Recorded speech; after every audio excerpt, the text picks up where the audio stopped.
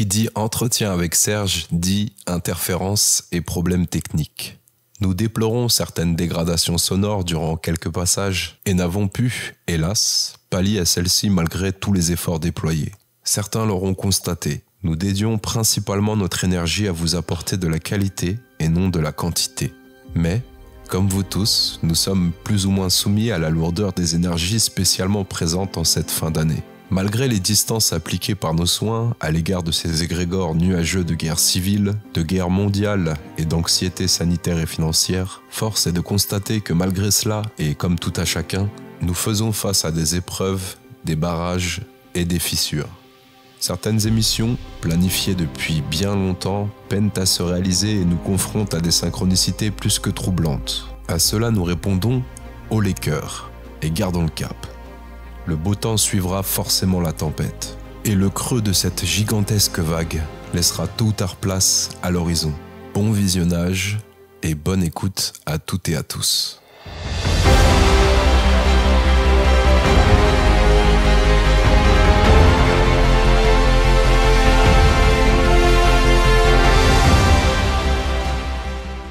Nous réaccueillons aujourd'hui un médium hors norme que nous avions déjà eu l'occasion de recevoir en fin de saison 1. Vous avez été plus d'une dizaine de milliers à l'écouter sur nos plateformes de podcast et plus de 200 000 à le visionner sur notre chaîne YouTube. Une entrevue au bas mot magnétique, une interview qui a fait plus que des étincelles, osons le dire.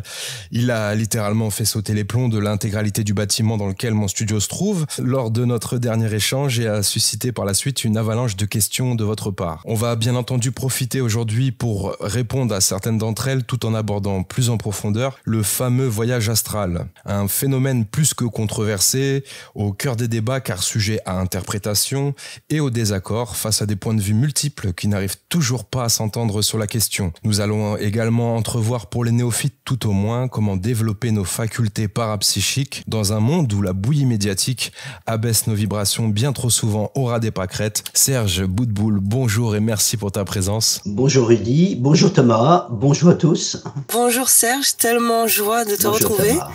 Une super belle émission encore qui nous attend. Alors Serge, on va débuter promptement sans faire trop de détours, le voyage astral. Vous n'étiez qu'une dizaine à en parler en France, tout au moins il y a de cela plus de 20 ans.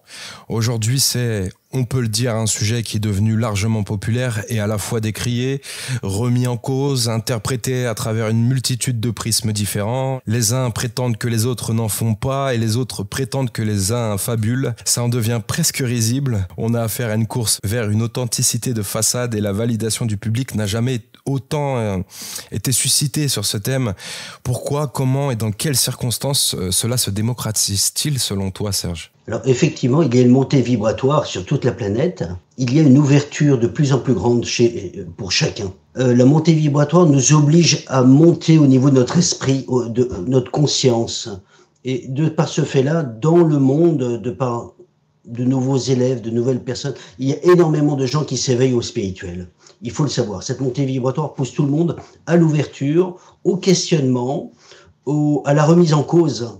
Et ça, c'est important, cet aspect-là. Et donc, effectivement, c'est comme si des personnes qui étaient un peu dans une vie plus ou moins superficielle, eh bien, cherchaient un sens, cherchaient du sens, cherchaient pourquoi cela, qu'est-ce qui se dit là, est-ce que ceci est vrai, est-ce que ceci est faux. Effectivement, quand le sujet n'est encore en train de fleurir dans la conscience de tout le monde, il est normal qu'il y ait des controverses. Et ça fait partie du jeu. Pour toute chose, il y a des gens qui vont dire c'est de la bêtise, mais tout a été comme ça, même le début de la médecine était comme ça.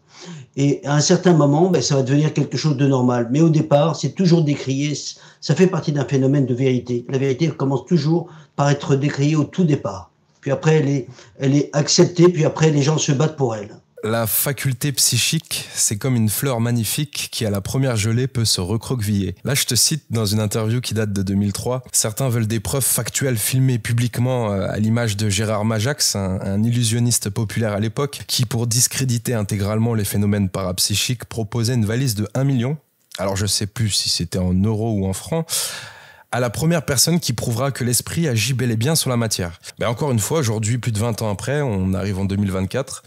Et j'aimerais savoir ce que t'inspire cette anecdote. Je voudrais simplement préciser une chose, c'est que Gérard Majax a toujours été contre toute ouverture au niveau psychique et spirituel.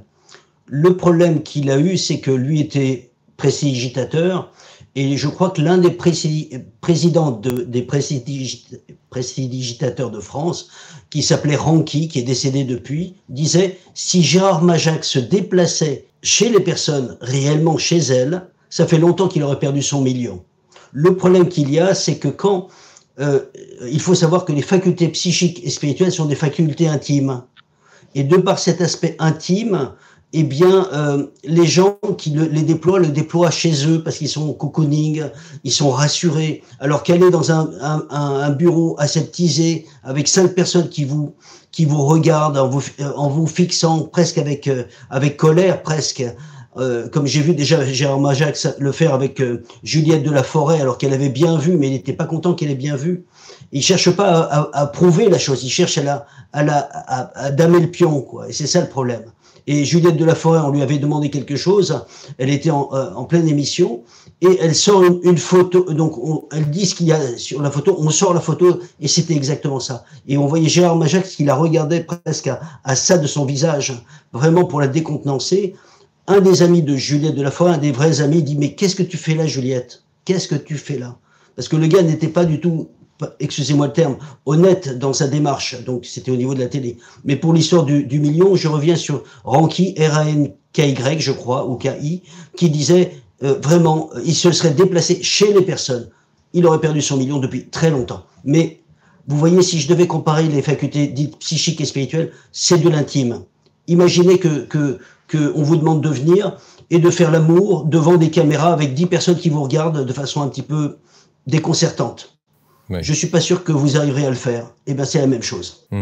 Et Ranky, en l'occurrence, c'était le président de l'association des illusionnistes. Donc, c'est ça. Donc, c'est quand même assez cocasse comme exemple. Alors, on veut des preuves, Serge. On veut souvent voir pour croire. Tout au moins, il y a une frange de la population qui est matérialiste et qui s'intéresse de plus en plus à ces sujets et qui vont s'orienter vers des protagonistes. Et Dieu sait que maintenant, sur la toile, il y en a. Il y a foison de propositions en termes de contenu sur ces sujets-là. Et pourtant, il y a 20 ans, effectivement, vous étiez très peu nombreux. Il y avait pas grand monde. Eh oui. Et aujourd'hui, on a quand même affaire à une sorte de petite guéguerre vers l'authenticité, puisque on va parler aussi de l'authenticité et du développement réel, concret de nos facultés psychiques, voire parapsychiques tout au long de cette émission. Je précise aussi qu'on va également énoncer vos questions. Donc, il y avait plus de 800 commentaires tout de même sous la vidéo et énormément de questions, de réflexions par rapport au voyage astral notamment. On met en place cette interaction avec vous et on va poser vos questions à Serge, tout au moins une panoplie de questions, pas toutes bien entendu. Mais donc, pour revenir à cette question d'authenticité et de guéguerre d'ego, de lutte de chapelle entre tel et tel voyant, puisqu'on parle bien de voyance, ou tout au moins de perception dans le subtil, qu'est-ce que toi, ça t'inspire, cette dichotomie qu'il y a entre un point de vue et l'autre? Basiquement, les uns disent que les autres n'en font pas. Alors, moi-même, j'ai vu sur Internet un petit peu, je suis baladé sur Internet et j'ai arrêté de le faire. Parce que j'ai vu que énormément de gens qui parfois sont perdus eux-mêmes veulent guider les autres. Énormément de gens donnent des conseils alors qu'ils ne savent même pas, ils ne connaissent pas le sujet. On entend des gens qui disent la sortie astrale c'est quelque chose de dangereux, faites attention. D'autres qui vont même jusqu'à voir que c'est diabolique alors que ça n'en est rien. Et donc c'est une faculté naturelle, c'est quelque chose de naturel que nous faisons la plupart des nuits, nous sortons de notre corps, etc., etc. Là, nous parlons de la sortie astrale consciente. Et donc, dans ce domaine-là, je dirais qu'il faut rester très humble dans le domaine, devant quelque chose qui, pour moi, est une ouverture sur l'infini. Et il faut rester très humble avant d'affirmer ça s'en est pas. Effectivement, on peut croire que une sortie astrale, effectivement, peut être partielle, mais c'est pas pour autant que ça n'en est pas. Hein, dans la technique que nous a enseigné Raymond Réan, qui a été une technique extraordinaire, eh ben nous sortons de manière assise. Et quand j'ai connu Raymond Réan, je me disais, à chaque fois qu'il parlait, j'avais 3 à 4 auteurs de référence mondiale sur la sortie astrale, et je me disais, mais qu'est-ce qu'il raconte? Mais qu'est-ce qu'il raconte? Et pendant un cours entier, je me suis dit, mais qu'est-ce qu'il raconte? Ça n'existe pas, ce qu'il dit. Ça n'existe pas. Et donc, parce que être en sortie astrale assis, tu te dis, mais il faut être paralysé, il y a l'état vibratoire, etc., etc. Et en fait, on s'aperçoit que là où on dit qu'il y a des règles et on passe par l'état vibratoire avant de sortir de notre corps, eh ben certains ne passent pas par l'état vibratoire. Dans la technique de Raymond Réan, on est assis et on projette sa conscience avec le corps astral. Et au début, c'est 5% de conscience, puis après 10, etc. Et donc, l'important pour moi, ça a toujours été d'être dans une auto-vérification par rapport à d'autres, se vérifier les uns les autres. Et pendant des années, nous sommes organisés en groupe, l'équipe dont je faisais partie chez Raymond Réan, et nous avons fait le tour des planètes. Et chacun confirmait ou infirmait les informations des autres. Et à la fin, on voyait tous la même chose. Oui. C'est ça qui est formidable. C'est qu'on se croisait sans arrêt les informations, sans arrêt à vérifier, se vérifier et se vérifier. Sinon, c'est facile de passer dans des rêves et de se faire des films. On a pu traiter de la thématique des enquêtes dans l'astral, des enquêtes sous hypnose régressive, sous hypnose quantique. Je ne sais pas si tu as vu aussi l'effervescence de ce phénomène-là sur la toile également. Oui. Est-ce que tu peux dresser un parallèle avec le voyage astral éventuellement? Parce qu'ils arrivent à corroborer aussi par rapport à leur vision respective des éléments communs. Il est difficile de discerner parfaitement ce qui est une sortie astrale d'une clairvoyance. On va dire que la sortie astrale, alors la clairvoyance, c'est un envoi de la conscience. Quelque part, sans corps astral. Donc là, voilà. La sortie astrale, c'est la sortie de la conscience enveloppée du corps astral. Donc là, c'est presque la même chose, mais c'est pas la même chose. Donc, dans la sortie totale, attention, moi je fais la sortie débrayée. Débrayée dans le sens que dans une journée, on peut en faire 10. Dans la sortie totale, beaucoup aimeraient en faire tous les jours et n'y arrivent pas forcément. On va dans le détail, on voit les mains qui fondent, on voit toutes sortes de phénomènes, on a beaucoup plus de ressentis, beaucoup plus d'aspects ludiques. Dans les travaux qui ont été faits à l'origine, sauf erreur de ma part, c'est Dolores Cannon qui a initié l'hypnose régressive quantique. Et bien effectivement, elle a atteint un niveau où les personnes sont avec une partie supérieure. Ils sont en contact avec les guides, ils sont en contact avec des présences autres, et ils vont décrire des faits, mais ça peut être aussi de la vision. Il peut y avoir un mélange, mais ce n'est pas forcément de la sortie astrale. C'est ça qu'il faut repérer. On a la même chose avec le remote weaving. Je ne sais pas si vous connaissez, je pense que la plupart connaissent. C'est-à-dire que ces espions à distance qui observent au niveau des Américains dans le projet Stargate où ils ont espionné les camps militaires russes et ce n'est pas précisé, mais par contre, certains remote weavers semblent sortir de leur corps, alors que d'autres envoient leur conscience, donc font une clairvoyance. Donc, il faut être très prudent avant d'affirmer toi tu vois pas, toi c'est faux, toi c'est vrai. Pour moi, je convie les personnes à ne pas affirmer et à rester un petit peu prudent dans les affirmations que l'on donne. Pourquoi? Parce qu'il y a tellement d'exceptions. Dans les sorties que j'ai fait, je vais donner un exemple. Avec mes élèves, il y a des fois où je faisais faire la sortie totale, c'est-à-dire que je paralysais chacun à travers la relaxation, et tout le monde était allongé, et moi j'étais assis. Eh bien moi je les rejoignais astralement, et je voyais ce qu'ils voyaient. Et donc je vois cet élève qui faisait une certaine chose, voilà, elle avait comme particularité elle pensait que c'était un rêve ce qu'elle faisait, et elle se voyait sur un petit manège rose et elle tournait comme ça. Et quand je lui parlais du manège rose, elle était un peu surprise parce qu'elle a dit « Ah bon, tu m'as vu ?» Ben oui, je t'ai vu parce que j'étais à côté. Et donc, voilà, mais ça c'est un cas parmi d'autres. Et donc, quand les gens font la sortie astrale, je donne un exemple tout bête, j'avais dit que le corps astral était modulable et qu'on pouvait se changer. Et donc tout le monde était paralysé, je pousse à la relaxation comme ça, le corps est oublié et il bascule leur corps astral. Et moi-même, d'un seul coup, je dis, mais au retour, au débriefing, je dis, il n'y avait pas un canard devant la cheminée. Et il y a un élève qui m'a dit, oui, je me suis transformé en canard et j'étais sur la cheminée. Et là, j'étais moi à côté du canard. Et j'étais tellement surpris de voir un col vert devant la cheminée. Voilà. Mais vous voyez, à quel moment on va dire, là on y est pas, là. Je dirais simplement, je pense que les vraies conclusions, c'est toujours comme cela dans une recherche de vérité, la réponse finale, elle vient beaucoup plus tard. Au début, il y a toutes sortes de gens qui affirment, et puis après, ça s'ajuste. Il y a des nouvelles qui arrivent après, qui vont confirmer cela, et puis après, on arrive à la réponse. Mais pour l'instant, on est encore dans le balbutiement de ce phénomène. Oui, et puis c'est peut-être sortir aussi de cette vision un petit peu duel, c'est vrai ou c'est faux, c'est juste ou c'est pas juste, c'est valable ou c'est pas valable. Sortir peut-être un petit peu de ces égos. Tu en parlais beaucoup de cette posture d'humilité dans chaque expérience. Je sais que je ne sais rien et je découvre. Et la personne qui est à côté de moi peut être en train de faire une expérience qui est tout aussi valable, mais avec ses champs de perception et sa sensibilité, son ressenti qui lui est propre. Donc peut-être sortir un petit peu dans cette guéguerre, sortir un peu du juste, du faux et d'une validation extérieure. Certains sont tellement sûrs de leurs faits qu'ils affirment, voilà, c'est comme ça la vérité. Dans le domaine de la vérité, personne n'a toute la vérité. Alors, faut accepter que on est chacun une facette de l'ensemble, respect, et chacun doit être respecté en disant bon, je ne sais pas si la personne le vit, bon, elle vit quelque chose, mais je peux pas me permettre de juger parce que je ne sais pas tout. Exactement. Et puis si on pouvait lancer un grand appel pour mettre fin justement à cette mécanique de décrédibiliser les autres pour se valoriser soi, ça c'est quelque chose, c'est un phénomène qui est très présent dans le milieu des expériences. Alors, dans le milieu spirituel, disons-le, parce qu'on a été désagréablement surpris. Ouais. Bon, on ne donnera pas de détails. Juste une petite précision qui est parfois la source du problème. C'est que certains disent, effectivement, j'ai rencontré certaines personnes, voilà, qui disaient, dès qu'on est avec le rêve, on n'est pas dans la sortie astrale.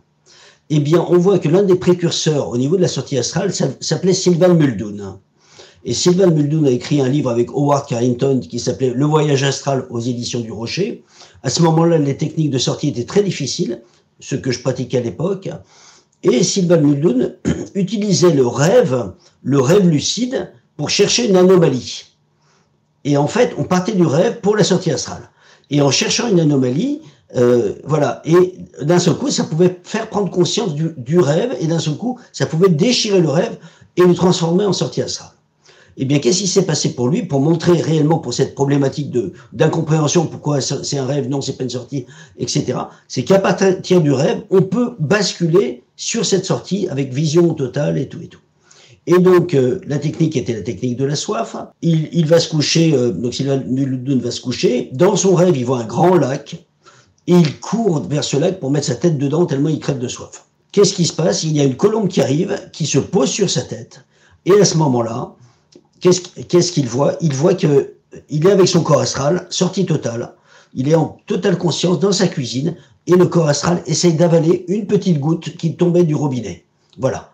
Alors, on voit que le rêve lucide a, je dirais, habillé le paysage, changé le paysage. Mais la réalité, la juste vérité, c'est qu'il était, astralement parlant, dans son corps astral. Et on voit qu'il est passé d'un état à l'autre. Alors, pour tout vous dire, j'ai moi-même fait une clairvoyance là-dessus en disant, mais qu'est-ce qui s'est passé? Qu'est-ce que c'est que cette colombe, quoi? Je comprends qu'il a écrit ça dans son livre, bon, mais il n'est pas allé plus loin.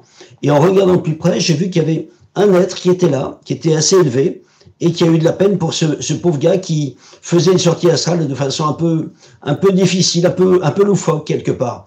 Et il s'est dit, je vais lui donner un coup de main. Et c'est apparu dans le subtil, dans le monde astral, dans le plan astral, comme une colombe qui est venue lui dire, réveille-toi. Et hop, ça s'est déchiré. Voilà, simplement pour montrer qu'on peut passer de l'un à l'autre et que c'est pas pour autant que le rêve n'est pas un support ou comme un plongeoir quelque part, qui permet aussi le phénomène.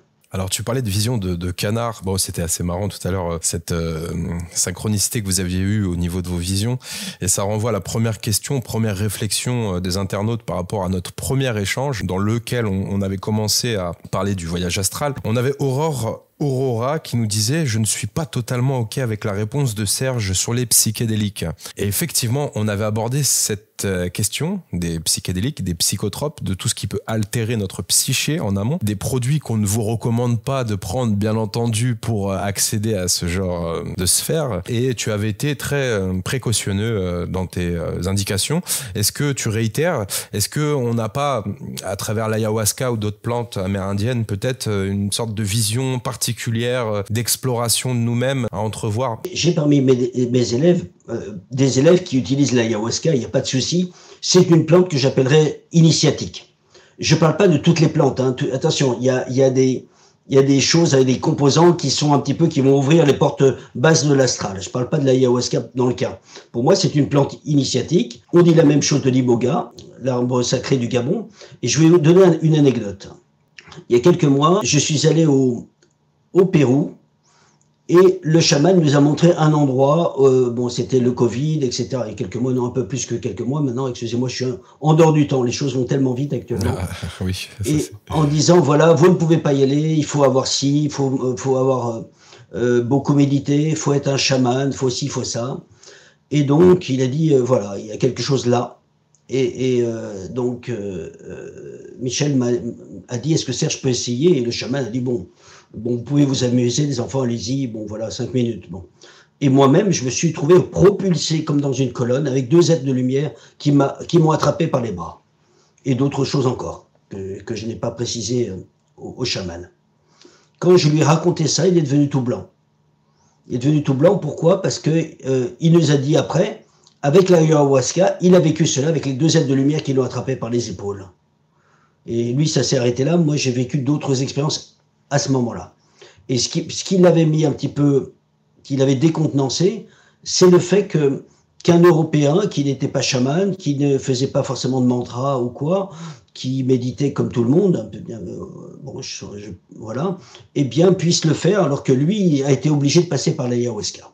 Et donc ce que je voudrais simplement vous convier, c'est si vous pouvez vous passer d'un moyen, d'un substitut, d'une canne quelque part, c'est mieux. Parce que moi, je l'ai fait sans rien.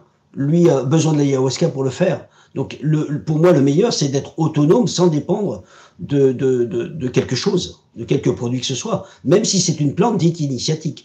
De plus, à un certain niveau, quand on avance sur le chemin, on sait que l'invisible existe. On n'a pas forcément besoin de prendre de l'ayahuasca, on le sait. Et donc, je dirais qu'on sait que les mondes sont là, on sait que les guides sont là. Et moi-même, si aujourd'hui je demande quelque chose, je pense que je vais me faire tirer les oreilles en disant, mais enfin, tu fais partie de la famille quelque part, ou comme si on devient un vieux routier, on n'a plus besoin de preuves. Ce qui peut être une béquille, ça porte bien son nom, c'est-à-dire ça peut être initiatique si on en a besoin. Et encore sur la question du besoin, on pourrait se poser pas mal de questions. Aussi faire la part, peut-être on l'a pas encore évoqué, mais aussi faire la part peut-être avec l'ego qui peut avoir très envie de vivre des expériences. Et puis, est-ce que je suis amené à les vivre ou pas? Donc, si je suis amené à les vivre naturellement, ça se fera. Hein. Et puis quelque part, on est aussi nombreux à avoir vécu des ouvertures un petit peu subies au démarrage. Hein. C'est-à-dire que je fais un petit peu la différence entre les gens qui veulent absolument vivre des expériences extraordinaire, etc., parce que peut-être l'ego s'enorgueille, et toutes ces personnes qui vont témoigner que j'ai rien dit du tout, au contraire, ça n'a pas été forcément facile pour moi, ça m'est tombé dessus, etc. Donc, sur la question du besoin, on peut aussi pas mal questionner là-dessus, mais je rejoins complètement Serge sur non, on prend pas ces choses-là. Et le tabac, éventuellement, c'est le fléau actuel, c'est je pense, le facteur principal de cancer, de mauvaise santé dans le monde, mais on n'en parle pas souvent. Est-ce qu'en fumant simplement du tabac, on altère aussi éventuellement notre voyage ou nos capacités? Je dirais un petit peu que la tradition parle quelque part de péché de gourmandise. Alors gourmandise, ça ne veut pas forcément dire les bonbons. Ça veut dire, dans le fond, ça veut dire altérer notre corps physique. Quand je vois des personnes, comme une personne qui m'a appelé, qui est une ancienne élève de Raymond Réan, parce que malheureusement, quelqu'un qui lui est proche devait se faire amputer de la jambe, parce que sa jambe était devenue toute noire. Je me dis, waouh, ce sont des addictions terribles. Et si on peut éviter, ça fera du bien, non seulement au niveau de la santé en numéro 1, mais aussi au portefeuille aussi. Parce que, voilà, on est dans des moments difficiles. Alors, je comprends que on s'est habitué à ça, mais si on peut éviter, il faut savoir que ça va salir les poumons. On n'a pas, les poumons, ils ont juste cette taille-là. Ouais, et donc, d'un point de vue physique, bon, c'était pas trop le cœur de ma question. D'un point de vue physique, on est tous d'accord sur le fait que c'est très mauvais pour la santé. Mais d'un point de vue subtil, j'entends par là que moi aussi, je fumais du cannabis, tout comme Tamara avant. Une fois que j'ai arrêté, j'ai bien senti une réelle différence au niveau de mes perceptions, au niveau de ma lucidité, de mon extra-lucidité. Et c'était notable. En l'occurrence, est-ce que c'est la même chose pour le tabac, qui n'a pas d'effet psychotrope? Bien sûr. Alors, à un niveau moindre, évidemment, mais à partir du moment où ça altère le physique, ça va forcément atteindre aussi les corps subtils, de manière moindre, évidemment. Hein, il faut savoir cela, certaines drogues vont aller très très loin parce qu'elles vont distordre les corps subtils, elles vont ouvrir vers les portes du bas, c'est-à-dire que la personne, au lieu d'aller dans les mondes supérieurs, elle va aller dans les mondes plutôt inférieurs ou moyens, mais le tabac est mineur par rapport à ça, par rapport aux conséquences. Mais à partir du moment où on altère de manière directe ou indirecte, et ça va avoir des conséquences plus subtiles évidemment, mais les corps subtils sont atteints évidemment aussi, mais de manière minime, on va pas dire plus que ça. Ok.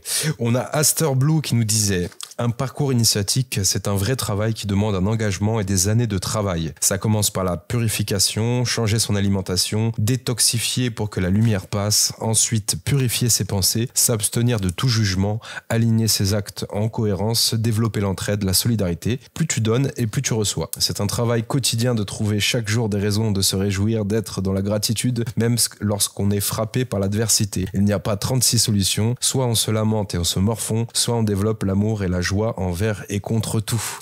Et là, bon, ce commentaire, cette réflexion, c'est pas une question, mais elle m'a prouvé à quel point on obtenait une réponse à nos fréquences. Parce qu'on a envoyé une certaine fréquence lors de cette première entrevue et ça a été une avalanche, un raz-de-marée fréquentiel, et on a attiré énormément de gens qui sont sur notre longueur d'onde, si je puis dire. On avait aussi ensuite Lou PL qui nous donnait une petite anecdote en visionnant la première vidéo. Il dit: alors que mon ordinateur était bien calé, il est tombé à 2 reprises. Il n'avait absolument aucune raison de tomber. Puis j'ai eu une coupure Wi-Fi, j'ai dû m'y reprendre à plusieurs fois pour terminer la vidéo. Interférence, Serge, ou esprit farceur? Parfois les deux.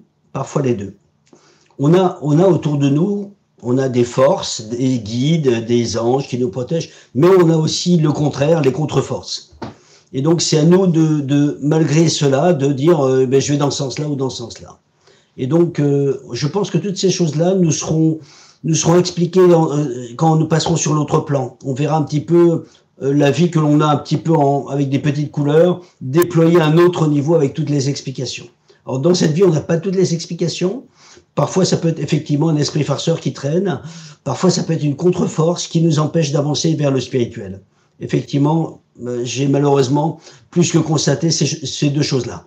Alors, je vais dresser un parallèle par rapport à la force et à la détermination. La différence entre acharnement et persévérance, elle est très mince. Elle est très subtile et c'est parfois un peu confus. Je vais prendre pour exemple une personne qui souhaite exercer un projet, qui souhaite accomplir une œuvre et qui parfois va accueillir certaines synchronicités dans sa vie qui vont tout simplement le décourager, le freiner, le ralentir sur son parcours. Parfois, il va pouvoir peut-être assimiler cela à des esprits farceurs comme Lou PL nous en parlait, à des interférences, mais est-ce que parfois c'est pas facile que de s'arrêter et de se dire bon, c'est pas fait pour moi, j'ai des esprits, des perceptions négatives, un ressenti négatif, mais pourtant je sens intérieurement que ça vibre. Certains comme Philippe Guimand nous incitent à suivre notre intuition à 1000% et à changer de chemin, à tourner à gauche ou à droite en fonction de chaque ressenti dans l'instant. Est-ce que ça nous mène pas vers une certaine indécision quelque part ou... Moi, ça m'inspire qu'effectivement on est une croisée de chemins dans la vie, tous. Cette montée vibratoire nous pousse à écouter notre cœur. Ou on écoute notre chemin habituel et on reste comme on est, point. Ou sinon, on ouvre, comme dit Andrew Cohen, qu'est-ce que le spirituel? C'est le grand frisson.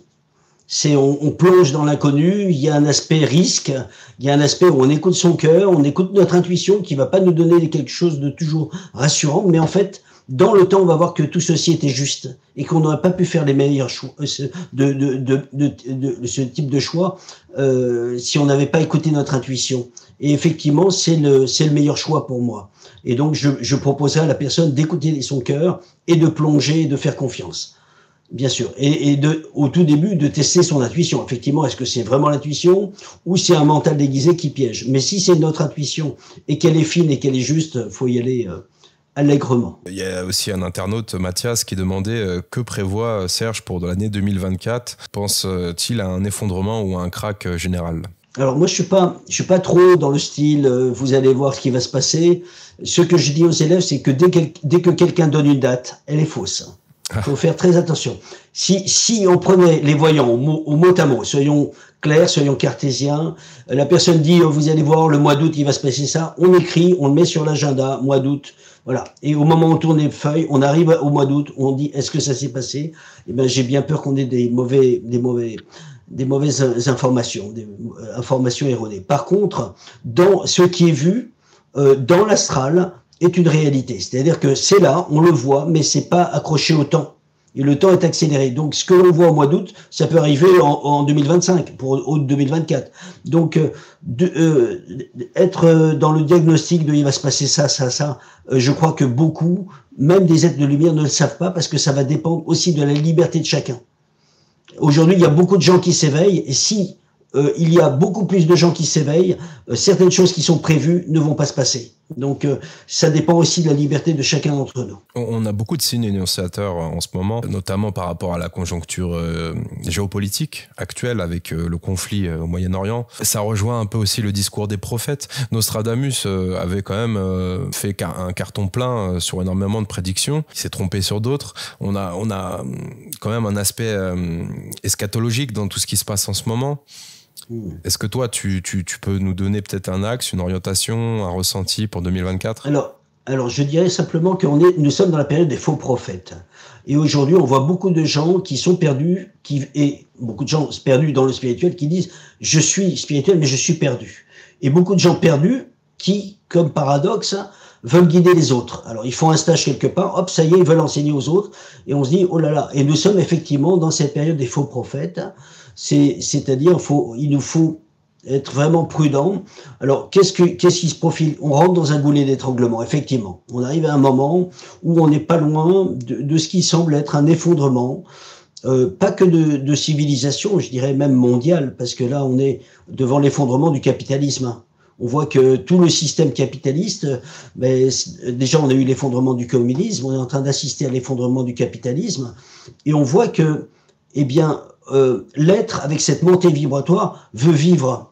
On cherche à rentrer dans l'être. Et la voix n'est plus du tout la carotte qui va pousser ces jeunes qui arrivent dans les grandes écoles ou dans toutes les écoles à dire je veux ma maison avec ma piscine. Ça n'attire plus. Les gens veulent vivre. Et qu'est-ce qu'ils disent? On les entend dire, moi je veux faire le tour du monde, je veux en profiter, je veux le bonheur, Et on arrive sur des vérités beaucoup plus profondes, de par cette montée vibratoire que tout le monde subit quelque part, dans le bon sens du terme, puisque ça nous ramène à l'essentiel. Je voulais revenir un tout petit peu sur ce que tu disais par rapport aux synchronicités, aux signes, la persévérance, l'acharnement, etc. Sauf erreur de ma part, les synchronicités, c'est pas tant dans le côté négatif, c'est presque comme si on n'avait pas trop les garde-fous, justement, sur le libre arbitre.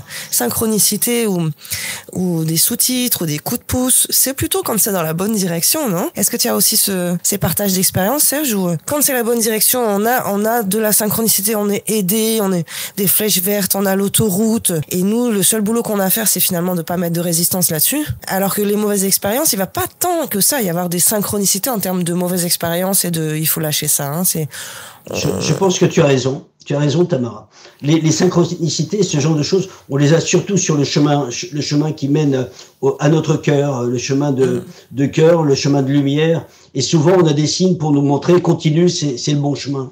Effectivement. Et par rapport aux substances aussi, dont on parlait un tout petit peu plus tôt, c'est une question pareil que je voulais te poser, Serge. Est-ce que de facto sur Terre, il peut pas y avoir de toute façon de produits miracles qui vont, en termes de fréquence, nous monter plus haut que ce que cette planète peut vivre. Donc c'est bien à travers des expériences au-delà de la matière qu'on va pouvoir augmenter ces fréquences. Oui. Tu me suis là-dessus? Oui, totalement. Et ce que je veux simplement dire aussi en précisant, c'est que je dirais les plantes dites initiatiques nous font monter, nous ouvrent, mais dès que on les a pas pris, hop, on redescend à ce que nous sommes. Et donc, ce sont des fenêtres vers l'invisible qui s'ouvrent et se referment. Alors que le travail intérieur va vraiment nous faire travailler dans le fond de nous-mêmes, dans le tréfond de nous-mêmes. Et donc, là, on va monter notre vibration. Et pas de manière artificielle, parce que l'artificiel nous ramène toujours à notre niveau à un certain moment quand on le lâche. Ce n'est qu'une canne, et on n'est pas fait pour marcher avec des cannes, sinon on va perdre notre musculature, voilà, et on va être beaucoup plus faible. Alors que si on marche à la dure, comme dirait l'expression, eh bien les muscles vont se renforcer, on va progresser correctement. Et donc dans ces domaines-là, c'est l'expérience, c'est le travail intérieur qui est vraiment le gage de véracité. Certains sont restés perchés, au passage. Moi, je trouve pas ça rassurant de ne pas retourner au sol, parce que certains ont consommé des champignons ou des plantes, quelles qu'elles soient, et malheureusement ont fini en HP, n'ont pas réussi à retrouver leur état initial. Donc bon, c'est encore une fois un petit peu à déconseiller, et encore qu'on recevra Stéphane Schillinger et on aura des adeptes de cette pratique qui viendront donner l'antithèse. Il faut lui poser plein de questions, mais c'est vrai que bien comprendre peut-être déjà que comme pour tout, c'est un niveau aussi, c'est un taux, et que cette plante, elle pourra pas vous amener au-delà. Donc quelle que soit la plante, si ton taux est plus bas, oui, ok, tu vas faire cette expérience et puis atteindre cette fréquence vibratoire de cette plante.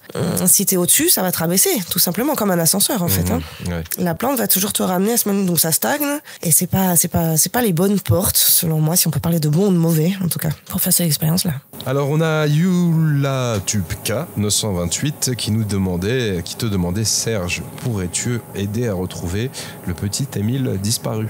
Alors, le problème qu'il y a techniquement parlant, déjà, les plans de lumière m'ont demandé d'arrêter d'aider en dehors des stages. Donc ça, il faut le savoir à titre personnel. Je me suis fait déjà remonter les bretelles avec une élève décédée qui est venue le dire en disant « Serge, ça fait 3 ans qu'on t'a demandé, tu continues encore ». Deuxièmement, je reviens au cas du petit Émile ou de Lina ou d'enfants disparus. À partir du moment où une photo est transmise dans les médias, même ceux qui sont clairvoyants ne peuvent plus voir la personne. Pourquoi? Parce que toutes les projections de conscience qui sont faites par rapport aux gens qui voient, par exemple, quelqu'un qui est le voisin un petit peu bizarre, tiens, il est avec une petite fille, ça doit être lui. Alors ça, c'est en Ardèche, mais en Bretagne, il y a la même chose, etc. Et ça fait que quand on regarde en clairvoyance, j'ai regardé une fois pour un enfant disparu, un enfant enlevé, eh bien, on avait 10 000 fois le même enfant.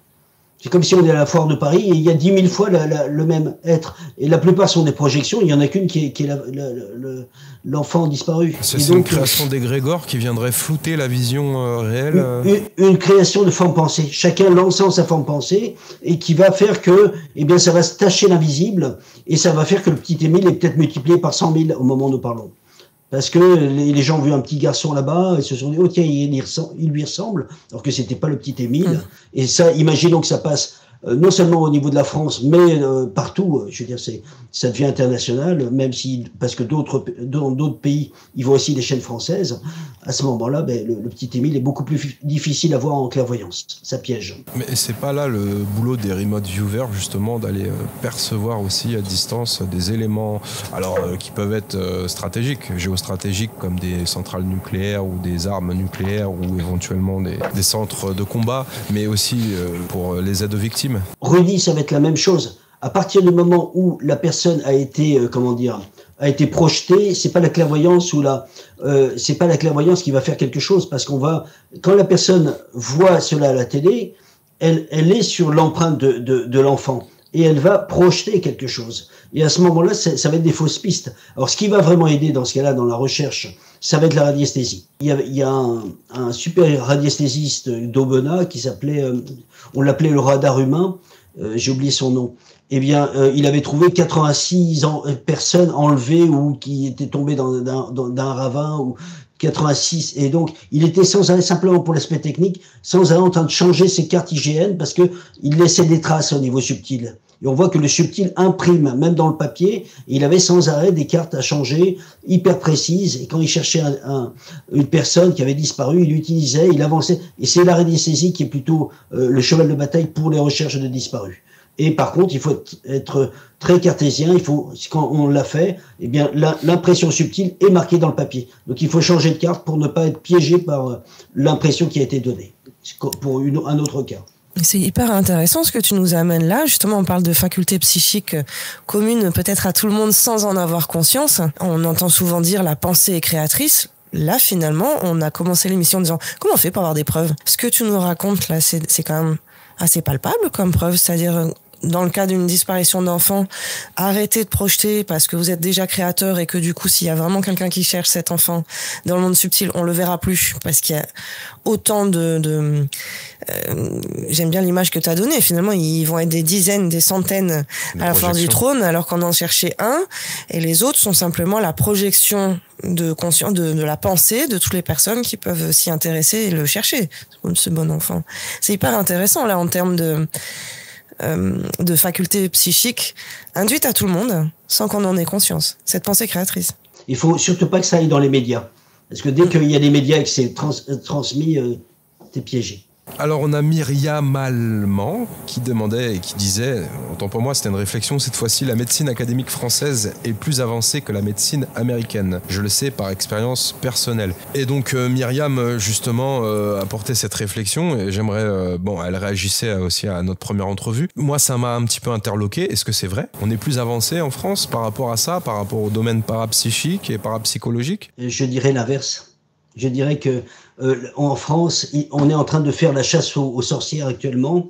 Dans le domaine spirituel, on est en train d'attaquer même l'homéopathie, l'herboristerie, l'ostéopathie est attaquée aussi. Et à la fin, on se dit, bon sang, on va tous y passer, quoi. Et réellement, de par ce fait-là, il y a moins d'ouverture au niveau du spirituel en France, sous prétexte que la Mivilude recherche un petit peu partout des personnes déviantes dans les sectes. À la fin, tout le monde, dès que quelqu'un est un peu atypique ou ouvre sur des choses, des sujets un peu particuliers, il est suspecté. Et aux États-Unis, il semble être beaucoup plus large. On voit simplement même que le gouvernement américain a approuvé le projet Stargate, qui, à mon avis, même s'ils disent qu'ils l'ont arrêté, ils l'ont pas du tout arrêté. Ils l'ont utilisé en programme top secret quand ils se sont rendus compte combien c'était valable. On voit un gars comme Joe McMonigal qui a été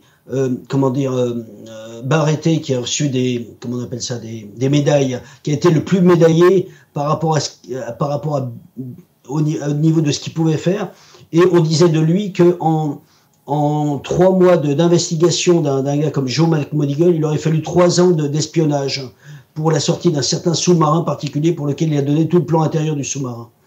Un sous-marin atypique. Et quand simplement ce que disaient les gens de la hiérarchie, quand ils ont vu ça, il y en a un qui a mis foutaise en disant oui, ce qu'il a vu, c'est de la bêtise.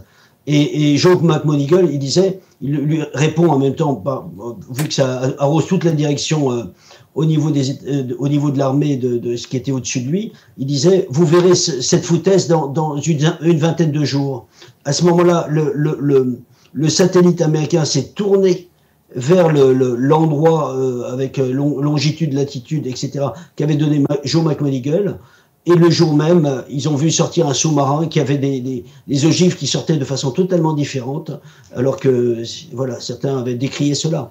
Et donc non. Disons que je dirais que les Américains se sont réveillés il y a un peu tard, quand ils se sont rendus compte combien les Russes étaient en avance. Et il y a un livre qui a été un petit peu qui écrivait, donc qui s'appelle Fantastique Recherche, etc. en URSS, aux éditions Lafon. Et quand les Américains ont vu que les Russes étaient très en avance là-dessus, pour lequel on ne sait rien pour les Russes, parce que les Russes ont toujours été dans la parapsychologie, dans les facultés, eh bien les Américains ont commencé à se dire il faut qu'on fasse attention. Et ils ont commencé même à sortir des documents déclassifiés à portée de main de tous, en disant, ils parlent même pas est-ce que le voyage astral existe, puisque tout à l'heure on demandait des preuves. Ils disent dans les documents déclassifiés, et ça c'est important, parce que si c'était faux, sachez simplement que l'armée américaine aurait tiré un trait dessus depuis très longtemps. Ils disent comment on va faire pour arrêter ces centaines de projeteurs de l'astral russe. Ils ne demandent pas est-ce que ça existe. Ils disent comment les arrêter pour ne pas se faire piquer nos propres secrets américains. Alors ça, dans les documents déclassifiés, vous cherchez une preuve. Tu cherches une preuve, Rudy. Tu cherches une preuve, Tamara. Pour moi, il n'y a pas meilleure preuve que les documents déclassifiés qui font que même un Joe McMonigal qui a réellement vu s'est fait traiter de fantasme ou foutaise. Et là, on a, c'est marqué dans les documents déclassifiés que l'on peut voir. Alors en parlant des documents déclassifiés, aux États-Unis, on a eu une divulgation partielle par rapport aux extraterrestres et aux ovnis récemment. Qu'est-ce que tu en penses? On t'a jamais entendu parler des extraterrestres? Je dirais que c'est un sujet un peu tabou parce que on a tellement appris aux journalistes de ricaner un petit peu ce cap dès qu'ils parlent de ça pour me dire ça veut dire que j'y crois pas et je me range parmi ceux qui y croient pas, alors qu'en réalité ceux qui y croient se taisent. Et aujourd'hui, il y a ce que l'on appelle au niveau du rapport français, le rapport Cometa, une prise de réalité. Et on s'aperçoit que beaucoup de choses qui ont été vues ont été piégées. La NASA, dans certains films, on voit certains documentaires, on voit que la personne est embauchée par la NASA. Et quand il y a des films pris par satellite, eh bien, elle est payée pour gommer ou effacer les petits ovnis qui traînent à droite à gauche. Alors, je serai prudent sur ce que je dis, mais quand je vois simplement le film de la station internationale qui voit l'espace et qu'on voit une flotte de vaisseaux qui passe, à ce moment-là, il change et on dit « Attendez, on va changer la caméra, regardez notre cuisine. Elle est très belle, notre cuisine. C'est mieux que Ikea. » Donc toi, tu crois en la véracité de l'USS? Je crois qu'il y a beaucoup de choses que nous, les êtres humains, nous sommes vraiment de petits êtres et nous sommes presque aveugles. Alors non, mais quand je parle de l'ISS, tu sais, de la station orbitale, elle a été remise en cause, tout comme le fait qu'on a été sur la Lune, ou tout au moins que ça a été filmé, enfin tous ces clichés ont été totalement débunkés. L'ISS a été vraiment... voilà, je vais donner un exemple puisqu'on parle de l'ISS. Une personne un jour me dit « Monsieur Woodbull, je vous dois une reconnaissance. » Voilà, et je lui dis « Ah bon, pourquoi ?» Parce que son papa allait partir sur l'autre plan et apparemment je le savais, donc je le lui ai dit, je me rappelle plus du tout. Et le papa voit Raymond Réan, qui a été mon prof magique dans l'invisible, dans l'espace par contre, et il explique à cette personne que la station internationale, eh bien, chacun des salons porte un nom de programme spatial. Il explique qu'il y a beaucoup de fragments de satellites qui ont endommagé l'un des salons qui s'appelle le salon Soyuz, je crois que c'était Soyuz. Soyuz, et Soyuz a été endommagé. Et donc, cette personne entend ça. Elle est déjà surprise par cette personne, donc elle m'appelle pour me dire mais il ne connaissait pas Raymond Réan. Et donc il regarde sur internet, il voit sa tête, il dit c'est lui. Et il a vu que c'était Raymond Réan, il a vu que bon autour de ça on parlait de moi, donc il m'a appelé. Et il recherche sur la station internationale qu'il ignorait et il voit qu'effectivement le salon Soyuz, tous les programmes, dès qu'il y a un salon c'est un programme spatial et le salon Soyuz est endommagé. Et quand on cherche des preuves, il y en a partout. Il y en a partout pour celui qui veut les voir. Et comme dit un auteur, celui qui ne veut pas voir, il n'y aura jamais assez de preuves pour celui qui ne veut pas croire. Et il y aura toujours assez de preuves pour celui qui veut croire. Donc ça, c'est important de repérer ça. Le problème technique, je voudrais revenir sur l'aspect preuve. Excusez-moi d'insister. Raymond Réan a travaillé pendant plus de 20 ans avec des scientifiques. Pendant plus de 20 ans. Et quand il disait, Raymond Réan était ingénieur chimiste de mémoire. Et il disait, dans le tube, il y a de l'hélium. Et on lui dit non, il n'y a pas d'hélium. Il dit si, il y a de l'hélium. Et il était scellé, on voyait pas, il y avait de l'aluminium. Ils ont regardé au microscope et il y avait une trace de peinture. Effectivement, il y avait des atomes d'oxygène et d'hydrogène, comme dit Raymond Réan. Et effectivement, il l'avait vu. Mais toutes ces preuves par milliers qui ont été faites avec Louisa Ryan et son mari, etc., au niveau de la télépathie, qui ont été faites sur 30 000 sujets, qui prouvent que la télépathie est une réalité ou quoi, aujourd'hui, les scientifiques ne veulent pas le voir, donc on recommence à zéro sans arrêt. Pourquoi? Parce qu'ils ne veulent pas voir. Et vu qu'ils ne veulent pas voir, sauf que là, on cherche à comprendre le pourquoi. L'armée, quand elle a des gens qui sont très très bons et qui voient tout, ils s'en fichent du pourquoi, ils veulent les résultats. Et c'est ça qui compte. Et c'est ça qui me donne la preuve que c'est réel. Puisque le programme Stargate a été utilisé, les Américains, les Russes, les Chinois aussi s'en servent allègrement de ces choses-là. Et si on imagine un monde où tout le monde a accès maintenant à ses facultés psychiques, télépathiques et autres, parce qu'on sait que ça peut être enseigné, on a vu différents enfants, on a tous vu ces images, avec ces enfants qui savent lire sans utiliser leurs yeux, etc. Donc, ça fait vraiment partie de ces facultés qu'on peut tous développer. Ça m'a interpellée par rapport à l'exemple que tu donnais précédemment, où justement, ça peut être détourné, caché par l'armée, etc. Mais là, est-ce que je me trompe ou, on peut pas mentir, par exemple, en télépathie? Alors, on peut cacher, on ne peut pas mentir, effectivement. Alors, je le dis au passage, Raymond Réan était télépathe. Et un jour, on avait un élève qui avait un peu montré son petit moi. Et dans ma tête, je me suis dit, mais il voit pas qui il a affaire, Raymond. Il n'a pas fait une fois, mais 2-3 fois. Et je rappelle Raymond quelques jours après. Et Raymond me dit, tu sais, je sais très bien à qui j'ai affaire. Et il me rajoute, je lis dans les pensées. Et là, waouh. Et là, on s'aperçoit que devant des gens comme ça, on se sent un petit peu nu quelque part. Et j'ai trouvé ça fabuleux. Mais effectivement, on peut cacher, on peut bloquer sa pensée, etc. Mais il faut savoir une chose, Tamara, nous rentrons dans un monde meilleur. Les gens deviennent de plus en plus télépathes, les gens de plus en plus clairvoyants, médiums, etc. La montée vibratoire nous pousse à ça. Et si vous faites attention, si les personnes font attention pour les personnes les plus élevées au niveau spirituel, sans orgueil bien sûr, vous verrez que vous commencez à ressentir ceux qui vous sont proches, s'ils vont bien ou pas bien à distance, ceux pour lesquels vous êtes de cœur à cœur. Et vous allez sentir est-ce que la personne va bien ou son état intérieur. Et ça commence à rentrer chez les personnes actuellement. On a une montée vibratoire qui nous transforme tous. Oui, la question que je me pose, c'est du coup, si on continue dans ce même mouvement, mais est-ce que c'est pas la fin de la guerre? On peut plus faire la guerre. On peut plus cacher de l'info, on peut plus manipuler. C'est le petit quart d'heure chamallow, s'il vous plaît. Non, mais c'est un petit peu écrit dedans, il me semble. Voilà, parce que c'est moi qui suis trop rêveuse, mais nous sommes dans la période de l'apocalypse quelque part. Attention, il n'y a pas faut pas avoir les trucs très négatifs, la bombe atomique, les chevaliers de l'apocalypse. Non, on est dans une période qui est comme ça, un moment d'effondrement et de future renaissance. Mais ce qui va être après va être immense. Et donc effectivement, on a une arrivée sur Terre d'enfants, indigo, cristal, arc-en-ciel, stellaire, qui ont toutes ces facultés ouvertes. Et donc, combien de fois je parle à des mamans, à des papas, qui me disent, mais comment faire pour répondre à mon enfant qui voit tout, qui entend tout? Et c'est impressionnant parce que j'ai aidé un enfant. La maman m'appelle au secours en disant voilà, il est malade. Est-ce que tu peux faire quelque chose? Alors il utilise ces mots. Hein, il a quelque chose dans le ventre. Il dit j'ai un petit démon là. Et elle me dit est-ce que tu peux l'aider? Et je lui dis écoute, il est où là? Elle me dit il est à l'école. Je dis mais attends, il peut être mal si je lui fais quelque chose. Il peut se sentir mal. Il dit je n'ai pas le choix. Il a tellement été malade que si je l'absente encore, on va l'enlever de l'école. Et donc je dis bon ok, j'ai pas le choix. Je lui enlève ce qui le gênait au niveau du ventre. Et sa maman va le chercher. Et il lui dit maman, Horus, donc il m'appelait Horus. Horus est venu me voir à l'école.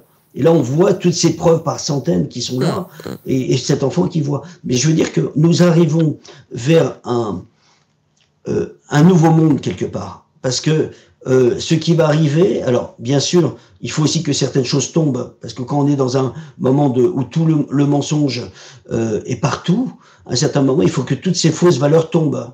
Il faut que les gens rentrent dans l'authenticité, ce qui n'est pas encore gagné. Là, on est devant, je dirais, un petit peu les dernières cartouches de ceux qui veulent vivre l'ancien monde. Et la montée vibratoire, elle est en train de remettre en cause tout ce théâtre. Et on voit ces gens-là qui sont dans la politique, qui dit vrai, je ne sais pas. En fait, faut être prudent, faut pas. Bon, il y en a forcément qui disent vrai, mais lesquels?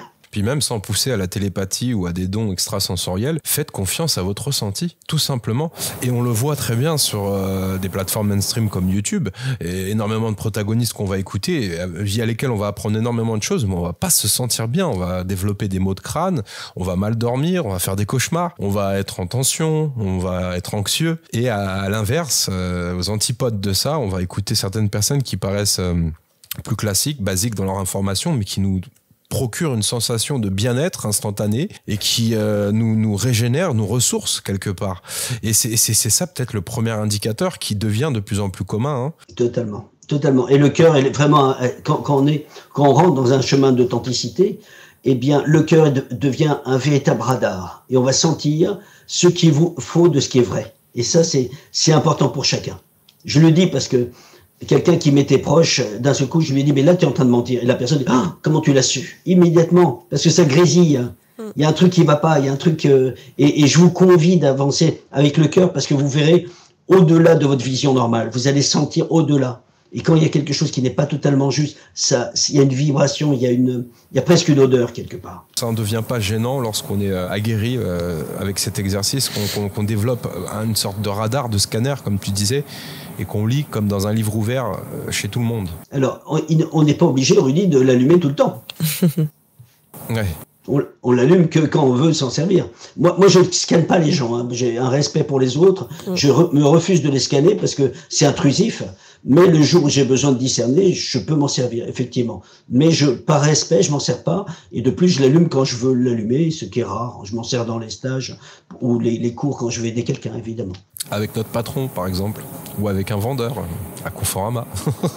Dans certains cas où on est apte, peut-être emprunt à se faire un petit peu manipuler éventuellement. Moi, j'ai déjà connu notamment des proches, ma mère qui s'est fait licencier par son patron parce qu'elle lisait en lui, quoi, tout simplement. Et il lui a dit textuellement, je peux pas vous garder. Vous voyez clair sur tous les mensonges, toutes les manipulations et toutes les magouilles qu'on a mis en place. Bon, on va continuer sur la question des internautes. On pourra pas toutes les faire encore une fois, comme on vous disait initialement, vous étiez plus de 800 à laisser des commentaires. D'ailleurs, laissez aussi également des commentaires et des questions sous la vidéo d'Arwen de la Réo. On vous le dit un petit peu en avance, on la recevra pour la fin d'année aussi. Oh bah dis donc, là, Rudy vous donne une info, là, c'est rare. Pour une fois, alors tu m'as surpris. Je divulgue un peu. Bon, préparez vos questions alors, parce que là...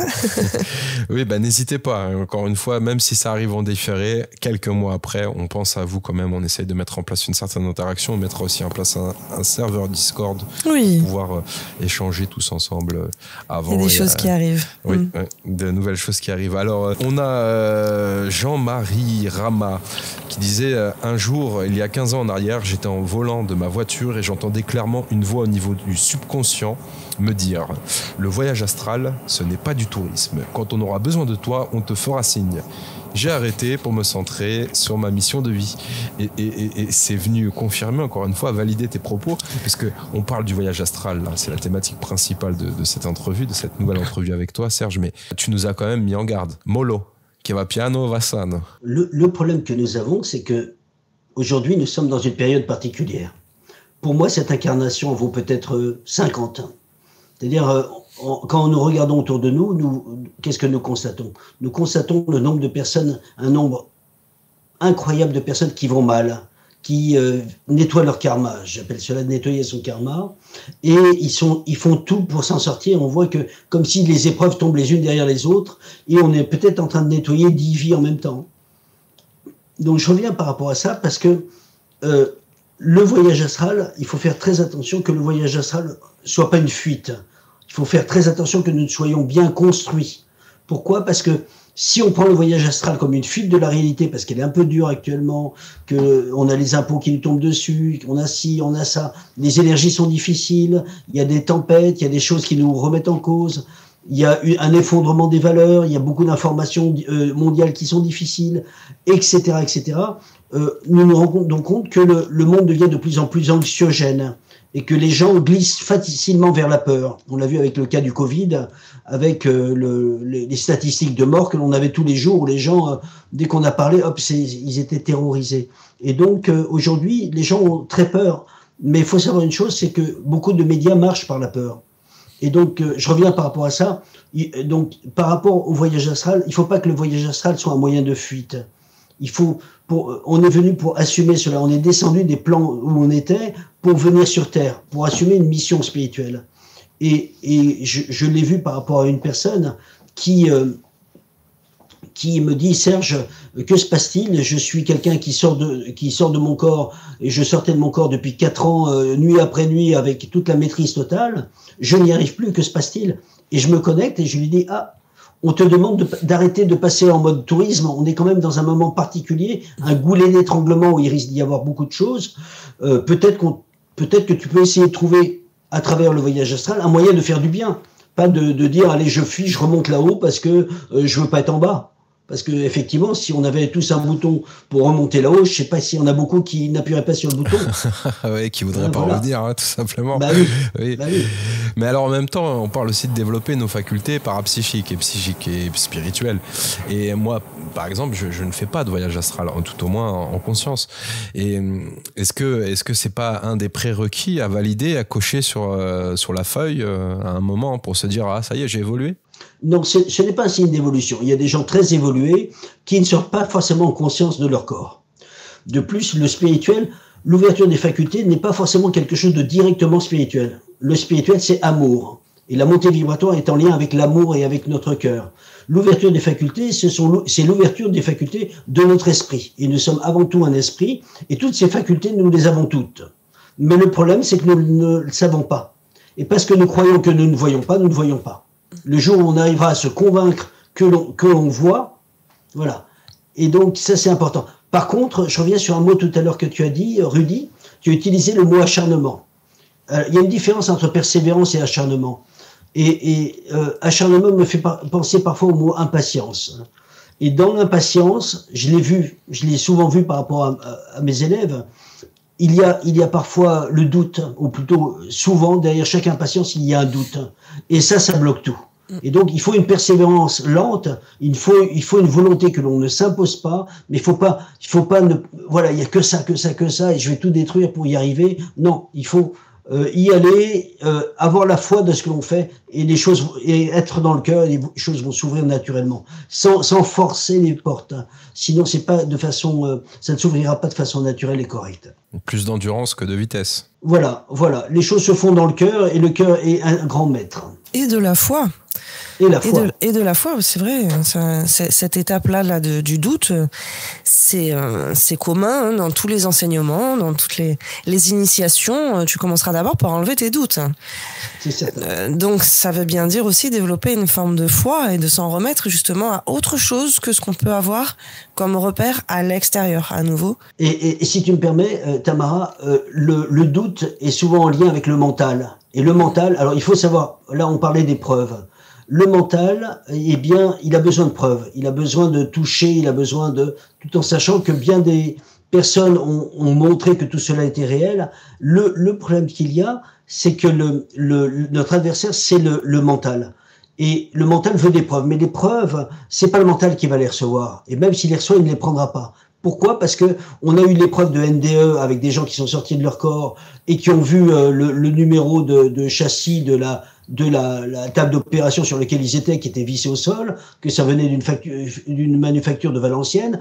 Bon, même si la personne le dit, c'est marqué, oui, c'est vrai, mais bon, les gens vont dire non, c'est pas une preuve. Je reviens sur ce que dit cet auteur que je vous ai dit tout à l'heure. Pour celui qui ne veut pas croire, jamais aucune preuve ne fera l'affaire. Hein, et donc, je reviens par rapport à ça. C'est important de bien entendre cela parce que il faut tout est dans le cœur. Il faut vraiment se laisser porter. Et effectivement, comme tu l'as dit, la foi est la clé. La foi, il faut avoir foi, mais pour répondre au mental, on ne pourra jamais mettre de l'amour dans un flacon.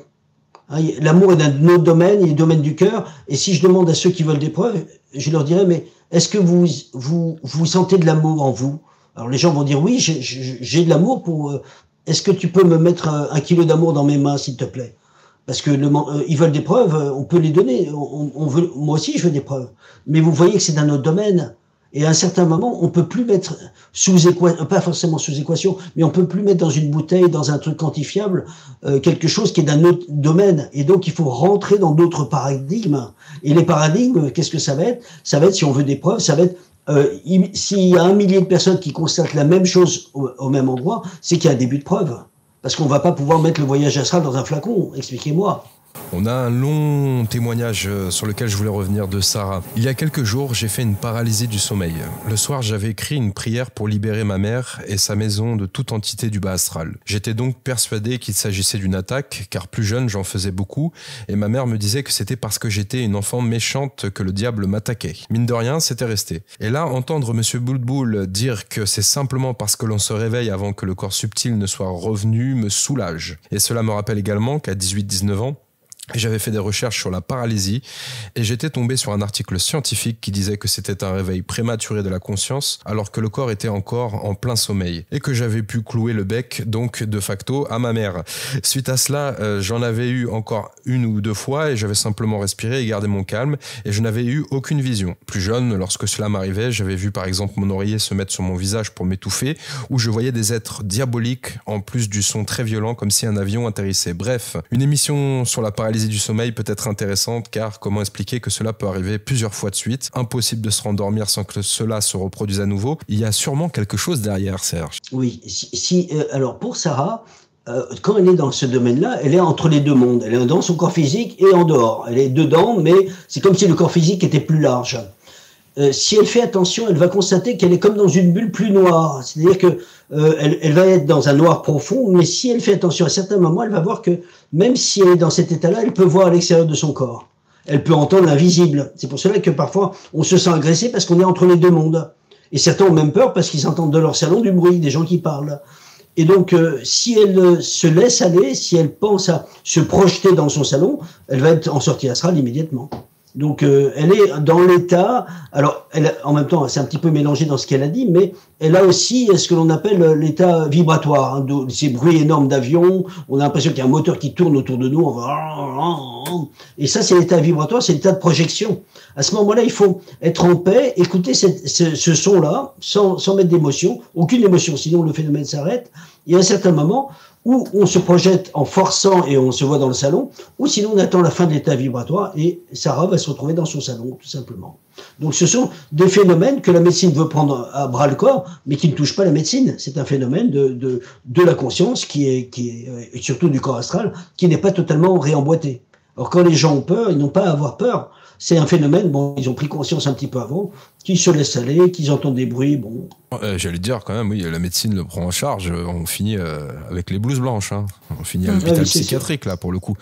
Parce que c'est assez déconcertant comme type d'expérience. J'ai vu aussi des vidéos monter des bouquins, des articles sur la paralysie du sommeil. C'est souvent attribué à des choses très, très dark et difficilement surmontables. C'est pour ça, merci de répondre à son témoignage, parce que Sarah, on te souhaite vraiment que ça se rétablisse au plus tôt et que ça ne se reproduise plus. Pour continuer un petit peu dans une veine un peu différente, on avait Isabelle qui nous disait: un ami m'a offert voilà bien longtemps un livre que j'ai été incapable de lire. À différentes reprises, à différents moments, le texte me semblait incompréhensible. C'était très troublant.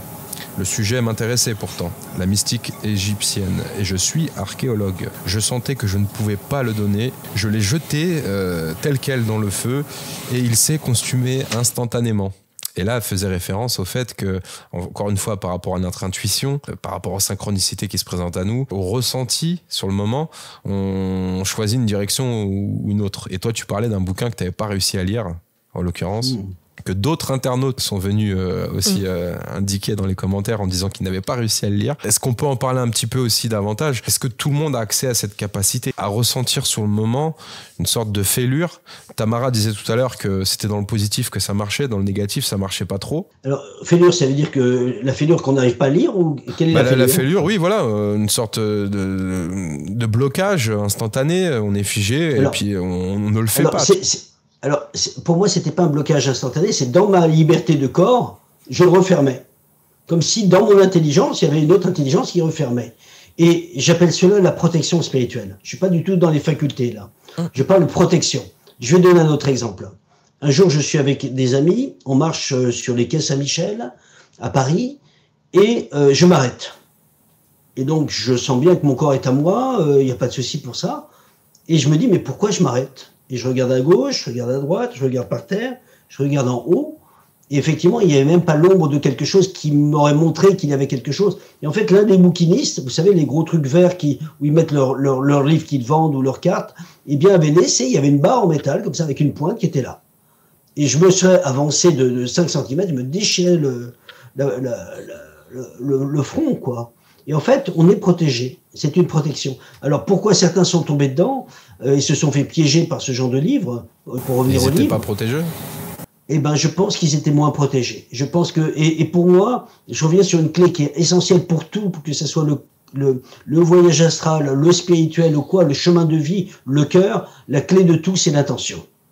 Et si la personne a une intention de regarder, je vais être médium pour regarder, tout le monde va me voir, tout le monde, eh bien là, c'est pas, ça laisse des brèches, ça laisse des brèches. Alors que si notre intention est de faire du bien, que on est tous dans le même cœur, on est tous des frères et des sœurs d'âme, eh bien là, on va être aidé, on va être plus protégé. Excusez-moi, faut dire les choses comme elles sont. Si on fait les choses dans la lumière, je vois pas pourquoi on laisserait des nanars nous faire des croche-pattes. On va leur dire, allez, toi, va plus loin, quoi. On est venu pour aider les autres. Je vois pas pourquoi on permet à des plaisantins de nous embêter. Donc des aides d'en haut vont dire, allez, embête pas cette personne, va plus loin, va plus loin. Par contre, si quelqu'un joue avec le bas, joue avec le haut, et ben dans sa liberté, il choisit, il touche un peu le feu, ben tu peux te faire griller. c'est pas la faute d'en haut, mais si l'intention est un peu moyenne, eh bien, je dirais tel dans son intention, tel dans son chemin, et tel dans l'arrivée du chemin. Alors que si on est clair, on essaye de travailler sur l'authenticité, la transparence, l'honnêteté, ben, on va pas avoir le même chemin que quelqu'un qui joue un petit peu à mordre un petit peu à tous les râteliers, quoi. Merci de nous le rappeler. Il y a aussi ce qu'on disait tout à l'heure, c'est-à-dire, tu vois, Rudy, le mental et l'ego qui va dire, mais j'ai acheté ce livre, je veux le lire. Et donc il va passer outre tous ces ressentis, toute cette sensibilité qui fait que j'ai pu être tenté, mais en fait non, on va pas forcément le mentaliser, le conscientiser, c'est pas bon pour moi, ça n'est pas favorable. Non, mais on sent que, tu vois, sans mettre de résistance, c'est ce qu'on disait tout à l'heure, ce mental ou cet ego qui peut mettre de la résistance, dire moi j'ai décidé j'ai acheté le livre, je vais le lire quand même. Alors que finalement tout l'univers conspire à me l'éloigner, à le pousser, à le laisser hors de moi. Ce qu'on disait un peu tout à l'heure, les synchronicités, elles vont plus quand même dans le sens positif de ce qui est bon pour moi, plutôt que de m'emmener vers un buisson épineux, quoi. Bah, d'où ma question sur l'acharnement, ou le fait non pas d'être obstiné, mais plutôt d'être déterminé. Déterminé, mais en douceur, Oui. pas en force. Et le plus important, c'est le chemin, pas la destination. Certains auteurs disent le chemin est le but. Eh oui, et ça c'est la grande nuance et ça nous ramène à cette question d'intention dont tu parlais. On va reparler un petit peu de bilocation, parce que alors ça c'est un truc qui m'intrigue et qui va vous intriguer aussi éventuellement. La bilocation, se trouver à 2 endroits différents. On a eu un témoignage donc de Ek P. Lizim, et vous avez des pseudonymes pas faciles les amis. J'ai déjà fait cette expérience dans une innocence totale quand j'étais au collège. Je suis sévèrement tombé malade et je ne suis pas allé à l'école. J'avais demandé la permission, mais quand j'y suis retourné 2 semaines plus tard, on m'accusait d'avoir été absente sans permission parce que j'étais déjà venu en classe une semaine après. Vu le règlement très strict de l'école, il fallait me justifier et toute la classe aussi attestait avec conviction de m'avoir vu en classe. C'est une expérience que je n'ai jamais pu oublier et puis on te comprend. Effectivement, alors là, quid ? Alors là, je dirais simplement que c'est quelque chose de très rare. Parce que ça demande beaucoup d'énergie pour cela. Ceux qui ont vraiment été des spécialistes de cela, ce sont des Marie-Aimée de Malestroit, des Padre Pio, mais pour être vu comme de manière tangible, c'est rarissime, réellement. Et donc, ça demande énormément d'énergie. Je pense que cette personne, quand elle était jeune et qu'elle a vécu ça, elle a dû avoir une fatigue énorme après. Parce que pour apparaître de façon tangible aux autres, c'est comme une dame blanche qui est une personne décédée, qui a eu un accident de la route et tout, et qui va revivre sa mort. Pour qu'elle apparaisse de manière tangible à l'automobiliste, elle est obligée de piquer les énergies de l'automobiliste pour la matière éthérique pour se matérialiser. Et s'il fait attention, l'automobiliste, il va sentir qu'il est froid à l'intérieur, comme une hémorragie interne, mais là au niveau énergétique. Effectivement, mais ça demande énormément d'énergie. Donc, effectivement, ça existe, c'est rarissime. C'est pas quelque chose que je proposerais de faire parce que c'est plus fort que la sortie astrale, puisque c'est pas qu'une sortie astrale, c'est une sortie, mais avec de la matière qui va prendre la forme compléter le corps astral de manière à ce qu'on soit visible, matérialisé. Et donc, certains l'ont vécu, mais ils avaient accès à des réservoirs d'énergie que nous n'avons pas, tel qu'un Padre Pio qui a sauvé un général d'un suicide. Le général veut se suicider, il voit ce moine capucin qui lui apparaît, et il comprend qu'il ne doit pas le faire, donc il ne le fait pas. Et quelques mois après, il entend parler de Padre Pio, il va voir San Giovanni Rotondo, il le voit, il dit c'est lui. Et le Padre Pio lui dit... voilà, qu'il était très content qu'il ne soit pas passé à l'acte. Donc selon toi, toutes les apparitions, toutes les matérialisations de fantômes qu'on aurait pu constater sont dues à cette vampirisation énergétique par rapport aux êtres humains présents sur place ? Alors déjà, un fantôme, c'est une personne défunte qui a souvent, je ne parle pas de défunt, il y a une petite distinction. La personne qui va hanter un lieu, souvent dans les lieux médiévaux tels que des châteaux ou quoi, ce sont souvent des gens qui sont morts de manière violente. Et qui revivent leur mort.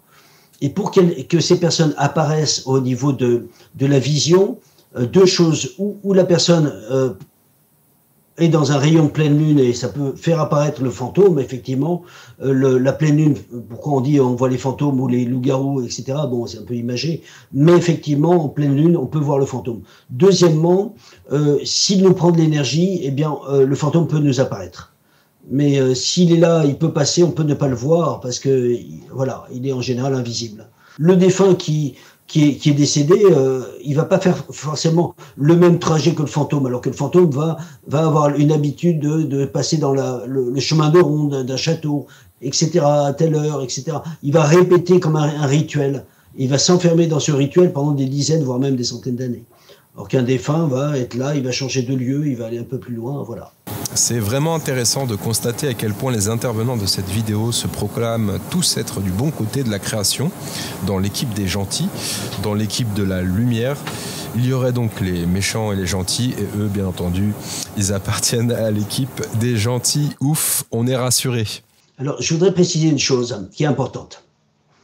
Le mal n'est pas en une opposition à la lumière. Le mal est un bien complémentaire. Pourquoi? Parce que avant de choisir le bien, nous avons tous choisi le mal. Et dans le regard des choses, pour répondre à cet internaute, c'est que il n'y a pas d'opposition, le bien et le mal. Nous sommes tous passés par le mal pour choisir en conscience le bien. On s'est tous fait griller. En faisant du mal, qu'est-ce qui se passe? On baisse notre vibration. En baissant notre vibration, après la mort, où est-ce qu'on va? Dans les plans astro-inférieurs, qui sont tout noirs, tout sombres, avec des vibrations basses. Et à la fin, on revient sur Terre en disant non, plus jamais ça. Et on remonte vers le bien. Mais ça fait partie du chemin. On peut pas dire là c'est le mal, là, on est dans un regard de dualité. Il faut pas rentrer dans un regard de dualité. Il faut rentrer dans un regard d'unité. Nous sommes humains là, mais on a été humains là aussi, tout en bas. Et on peut pas dire là c'est pas bien, là c'est non. Je suis pas dans un aspect manichéen, le bien le mal. Je suis dans un aspect unitaire, en disant mais même là-haut, on aime ceux qui sont tout en bas dans le bas astral, qui vont remonter dans 10 ans, dans 100 ans, dans 5 siècles, je ne sais pas. Donc il faut rentrer dans un regard d'unité et pas de duel. Je vois pas en quoi, Marie Kerr, vous avez pu voir du manichéisme dans les propos de la première entrevue qu'on avait effectuée ensemble. Mais effectivement, ça fait partie des critiques, non pas que des internautes, mais aussi d'autres intervenants qui disent « Ah, mais eux se prétendent au-dessus de la mêlée, etc. » Et on en revient à cette question de lutte des chapelles intrinsèque tout le temps. On a Chrysalide du 25 qui disait et qui demandait « Est-ce que le fait de se réveiller fatigué en ayant très mal aux pieds peut provenir des sorties astrales pendant le sommeil? » Ça peut. On a eu une élève comme ça qui avait dit à sa maman, qui était paralysée, écoute maman, tu peux revivre, tu rêvais de faire du tennis, eh bien tu peux rêver de faire du tennis. Eh bien la maman le lendemain a repris sa fille en disant je t'en parle à toi, hein, dis donc de ce que tu m'as fait là, parce que j'ai joué au tennis et je suis totalement courbattu, j'ai mal partout. Ouais. Voilà, donc ça s'est senti. Alors, elle n'avait pas conscience que c'était une sortie astrale, mais elle a vécu cela et ça se répercute dans le physique évidemment. On peut bosser aussi la nuit, continuer sa journée de travail. Bien sûr. C'est pas très agréable, ça, pas très confortable. Sur la période de la nuit, là, moi j'avais une question aussi à te poser, Serge. Est-ce qu'il peut y avoir une forme de parasitage de nos rêves? Je m'explique, c'est-à-dire qu'on est en projection, on est en train aussi de créer, voire de co-créer, ou d'être en formation. Il se passe beaucoup de choses pendant la nuit. Est-ce que tu as déjà pu vivre ou relever des expériences, des témoignages de personnes qui seraient parasitées pendant cette phase-là, justement, pendant la phase de sommeil? Alors, je n'ai pas repéré vraiment, j'essaie de me rappeler un petit peu les personnes que j'ai connues. De parasitage du sommeil, j'essaie de me rappeler, hein, pas vraiment. Par contre, effectivement, dans nos cauchemars, on peut être rattrapé par quelqu'un qui pense à nous et qui peut effectivement intervenir. Ça peut arriver aussi dans les cas de magie ou des choses comme ça. Hein, je vais donner un exemple tout bête. Un de mes amis, quand il était jeune, donc il était dans une librairie ésotérique, dit à une personne « Moi, je crois pas à l'envoûtement ». Et donc, voilà. Et dans son rêve, il voit cette personne qui arrive et qui lui donne un grand... pour lequel il demandait s'il pouvait lui donner des preuves. Et donc, la nuit suivante, il voit la personne venir et qui lui met un coup de couteau dans le ventre. 3 jours de suite, il était intronisé, c'est-à-dire il était aux toilettes pendant 3 jours. Il a vu que l'envoûtement marchait et ça s'est passé dans le monde des rêves. À travers un rêve, il voit l'autre et hop, il lui donne un coup de couteau. Sauf que le résultat, au niveau physique, c'était ce qui s'est passé de la conséquence de ce qui lui est arrivé au niveau subtil. Alors, je ne sais pas si tu parles de ça. L'autre chose, c'est cela. Dans les rêves, il y a parfois, la plupart des fois, nous sortons de notre corps, nous allons très loin. Mais il arrive aussi des fois où nous nous déboîtons un tout petit peu, là. On se déboîte un tout petit peu. Et dans ce cas-là, quelqu'un qui, dans l'astral, veut faire un tour, il peut mettre sa tête dans la bulle de rêve de la personne. C'est aussi une intrusion qu'il ne faut pas faire, hein. Mais peut faire apparaître des choses, etc. On peut avoir aussi cela. C'est pour cela que les rêves ne sont pas, pour moi, totalement fiables, parce qu'ils sont imaginons que beaucoup d'informations viennent dans un entonnoir qui passe par un tube.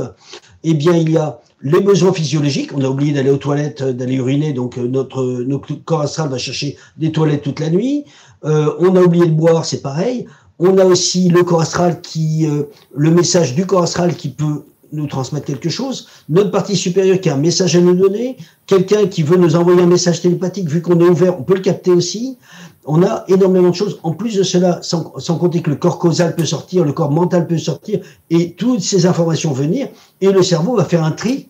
Et dès que les images sont trop complexes, telles que le survol des villes, avec des millions de pixels, il va nous les enlever en disant non, trop complexe, on enlève. C'est pour ça qu'on n'a pas trop de mémoire de survol de ville dans nos rêves, alors qu'on passe au-dessus de notre ville. Hein, parce que c'est trop complexe, donc il nous les enlève, il prend, et on a, au sortir de l'entonnoir, certaines choses qui tombent, qui ne sont pas forcément... voilà, il y a aussi nos peurs aussi là-dedans, il y a aussi toutes nos terreurs, nos peurs qui se manifestent dans les rêves, qui sont répétitives, puisque c'est pas résolu. Donc on va avoir un ramassis de choses qui sont là, qui sont pas forcément une référence, puisque c'est pas, on sait pas ce que c'est un mélange de tout, avec un tri que l'on ne maîtrise pas. Et à l'inverse, on dit souvent la nuit porte conseil. À l'inverse, est-ce que justement pendant les rêves, il peut y avoir aussi des résolutions de conflits? Bien Moi, sûr. j'ai le souvenir comme ça de m'être fighté pendant toute la nuit avec quelqu'un, en disant bah, dis donc, on a réglé nos comptes cette nuit, et puis au matin ça va. Hein. Tu peux être irascible avec la valable. personne en question le matin. Oh, tu m'as pris la tête toute la nuit. Voilà, ouais. C'est un peu injuste ça, mais oui, ça nous arrive à tous. Non, parce que c'est résolu au final. Ça s'est résolu sans qu'on ait besoin de vivre là dans la matière. Oui. Alors, une chose, juste l'anecdote, aujourd'hui, la montée vibratoire permet de faire des choses qui sont extraordinaires, parfois par accident. Et l'exemple que j'ai, c'est une élève qui me dit un jour, Serge, qu'est-ce que je peux faire? J'ai un de mes collègues, on se hait. On se hait, c'est de la haine pure depuis toujours. Et je suis connecté à ce moment-là, et le Serge connecté lui répond, ben, envoie-lui de l'amour. 2 secondes après, le Serge non connecté dit, qu'est-ce qu'il a dit? J'étais tellement surpris de cette remarque qui est sortie comme ça. Mais je m'attendais pas à la suite. 10 minutes après, elle me dit c'est fait. Vu l'état de haine qu'elle avait, je la vois 15 jours après, à ce moment-là, les cours étaient tous les 15 jours à Paris, et elle me dit, tu connais la dernière? Et ben le lendemain matin, elle me croise, et c'est comme si c'était jamais vu. Voilà. Elle lui a envoyé de l'amour, immédiatement. Ah, c'est fascinant. Et c'est immense. Et aujourd'hui, on rentre dans une nouvelle réalité qui est immense. Je reviens par rapport au rêve, puisque, excusez-moi, je reviens un petit peu en arrière. Le rêve est aussi un moyen d'inspiration. Si on dit, je voudrais résoudre tel problème, on le prépare dans son subconscient, on le répète.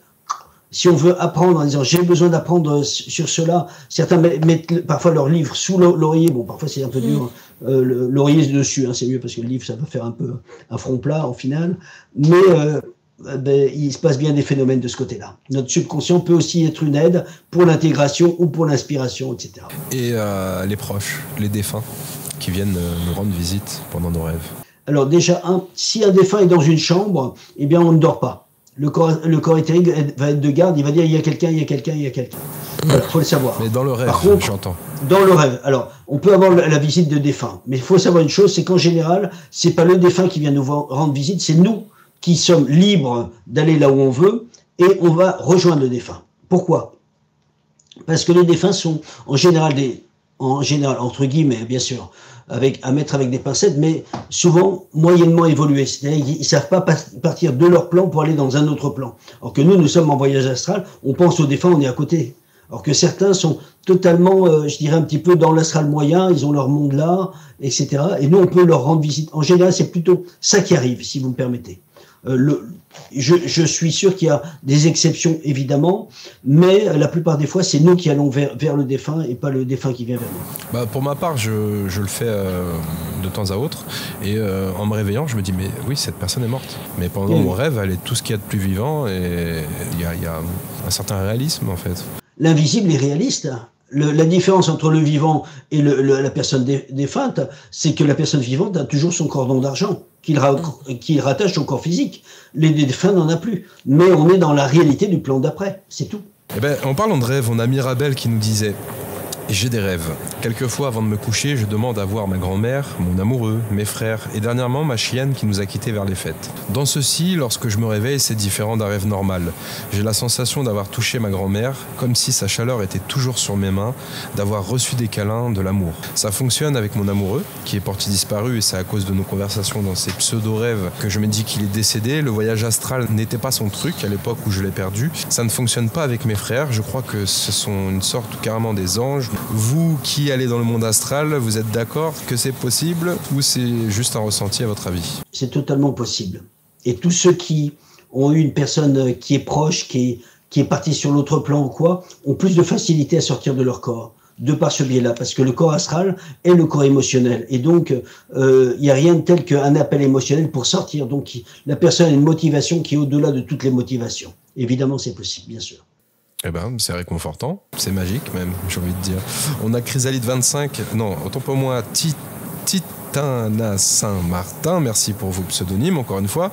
Je comprends mieux maintenant, il y a 30 ans, j'ai vu Jésus dans une grande lumière et lorsque je regardais derrière moi, c'était l'obscurité totale. Je n'ai pas eu cette ouverture de cœur à ce moment, pas de ressenti d'explosion d'amour, juste une observation. Donc je pense que c'était sans doute un mauvais tour du bas astral. La question serait, comment ne plus être dérangé par les entités du bas astral, Serge? Je dirais simplement, alors déjà, si on fait une sortie astrale, pour moi, il faut faire une coque autour du corps physique et éthérique pour être tranquille. Une bulle de lumière alors, pour que les gens se visualisent un peu plus? Moi, je dis pas bulle de lumière, je dis une coque psychique. Parce que c'est pas de la lumière, c'est nous qui visualisons. Et on ferme cette coque autour de nous, et ça va faire comme une membrane. C'est pas de la lumière, c'est notre visualisation qui va créer, ça va être une coque astrale.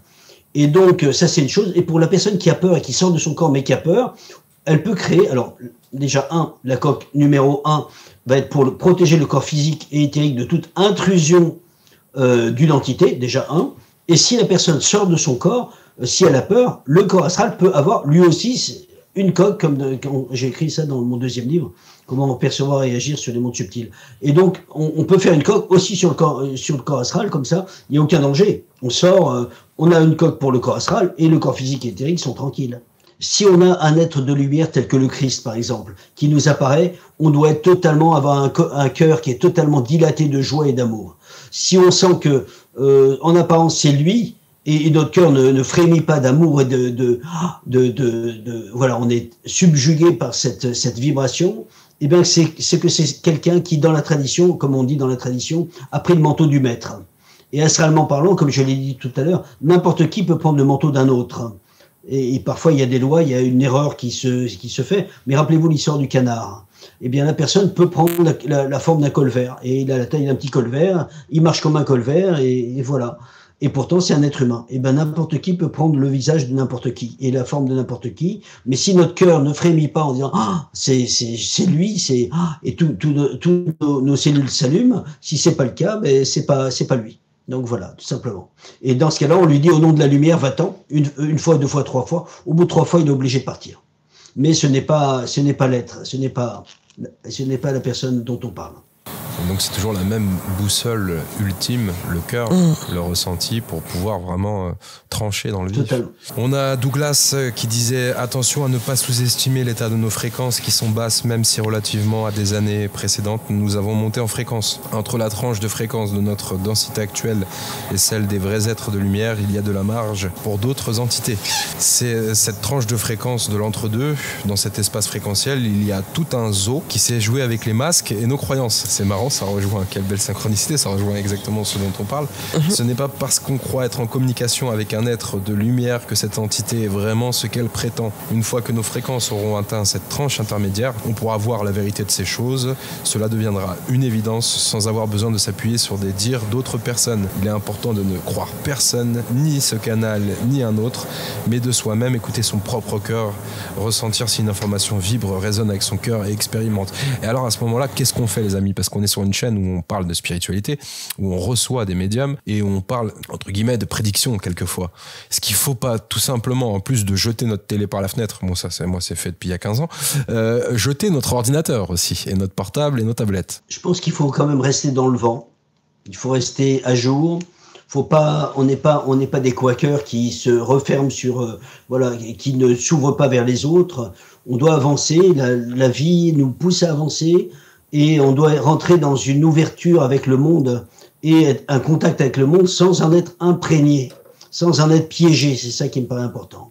Mais oui, ça me semble pareil, très pertinent, cet entre-deux-là qui permet de témoigner, de verbaliser, d'inspirer d'autres personnes et d'être nourri, inspiré, rechargé parfois aussi, reboosté par d'autres personnes que mon être sans pour autant être influencé. C'est ce juste milieu-là où on peut échanger, on peut inspirer et être inspiré, se nourrir et nourrir d'autres sans que ça vienne jusqu'à une influence perméable, quoi.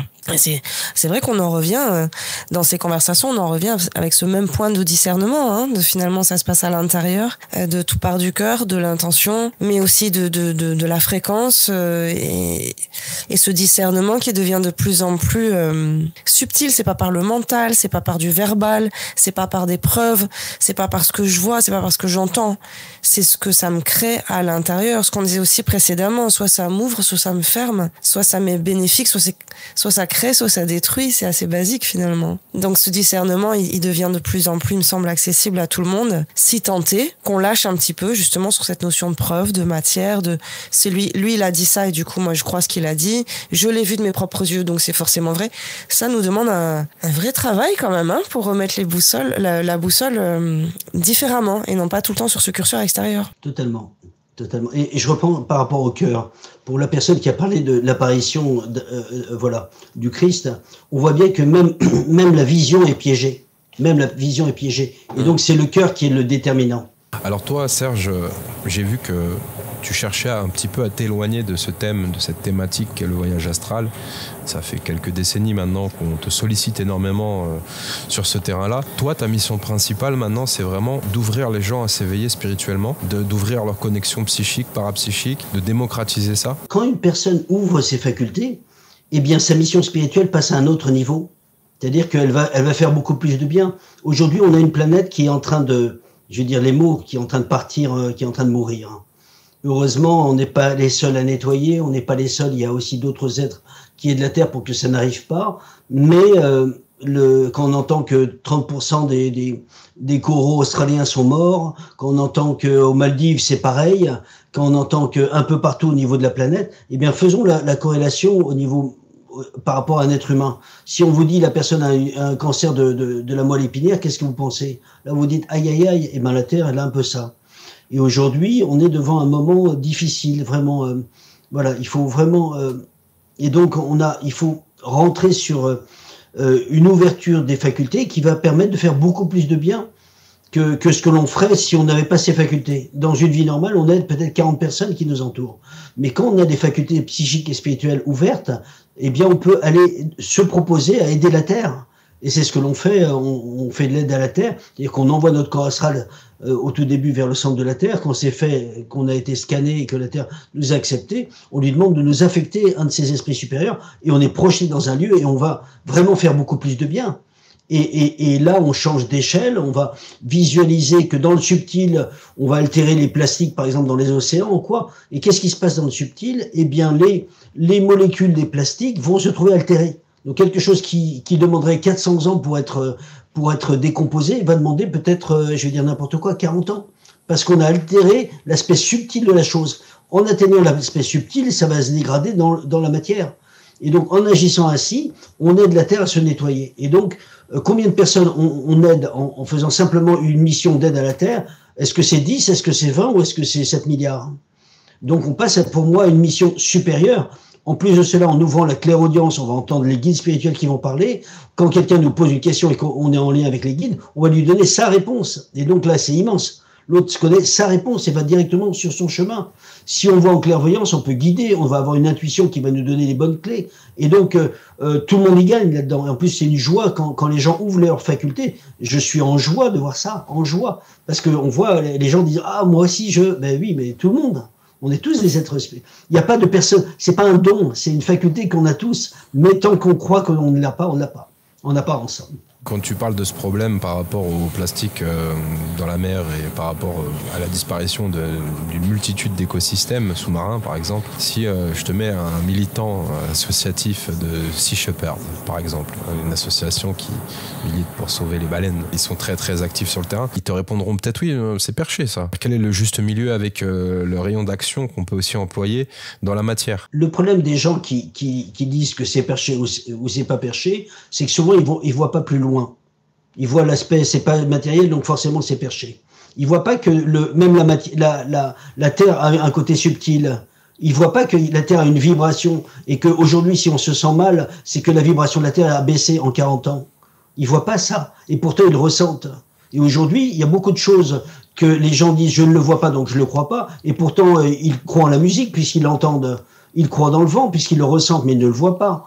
Les microbes, ils savent très bien que ça existe et pourtant ils en sont malades. Les virus, c'est pareil. Les ondes, c'est pareil. Alors quand on a des gens qui disent « moi je vois que ce que je crois qu'il y a des choses qui sont à revoir entre ce qu'il dit et la cohérence de ce qu'il pense. » Et donc ce n'est pas parce que on ne travaille pas sur un aspect physique qu'on n'est pas en train d'agir de manière peut-être plus grandiose que sur l'aspect physique visible. Et donc ça, c'est important. Le point qui me paraît aussi important, c'est que aujourd'hui il y a des salons. Il y a des salons Marjolaine en région parisienne, Bien-être à Toulouse, etc., à Bordeaux, à Montpellier, partout. Mais avant les salons où on va bien se nourrir, avant cela, on devait avoir un salon de la maîtrise de notre pensée. Parce que ce qui pollue le plus, c'est la pensée humaine. Et même si c'est pas visible, moi je l'ai vécu avec le 11 septembre, où on répétait sans arrêt ce qui se passait au niveau des Twin Towers. Eh bien, on voit cette pollution énergétique, où chacun fume du noir parce que on a attaqué directement les États-Unis et que c'est une catastrophe, et que c'est répété. Et à la fin, tout le monde fume noir. Et à la fin, on salit l'atmosphère de partout. On salit les arbres, on salit les humains, et tout le monde a un moral dans les chaussettes. Et donc ça, même si c'est pas visible, c'est sacrément tangible, même pour la personne qui ne croit que ce qu'elle voit. La pensée.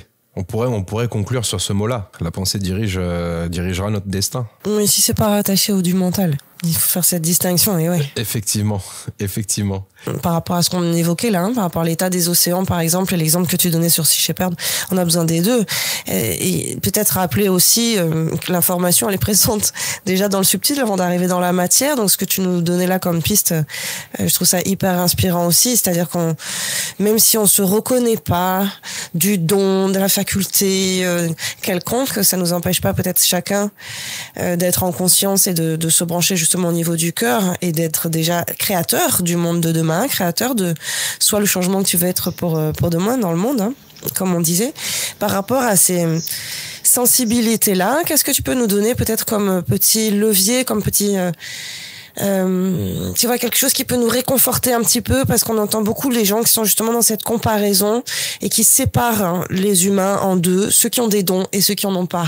Comment est-ce qu'on peut peut-être insuffler davantage, mais déjà si tu arrives à penser, tu es créateur, donc tu as une forme de don déjà, si on doit utiliser ces mots-là, et peut-être rebrancher sur la conscience de soi et du fait que oui, on est tous créateurs du monde d'aujourd'hui et surtout du monde de demain.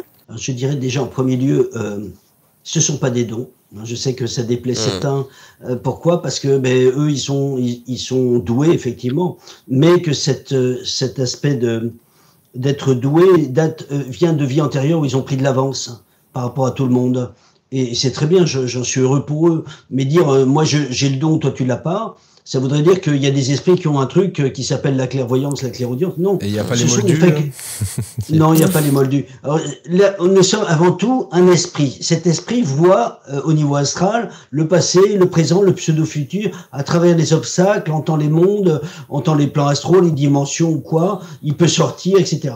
Il rentre dans un corps, il est habillé d'un corps. Est-ce qu'il n'y a plus rien ? Ou est-ce que tout est là et on a été formaté pour croire que notre réalité c'est ce corps? Non, ce corps n'est pas nous. Nous sommes avant tout des êtres éternels et en fait tout est déjà ouvert, tout est déjà là, tout est en interaction et simplement pour revenir à l'aspect écologique, il faut pas oublier que la Terre a aussi un esprit et que la Terre parfois pleure.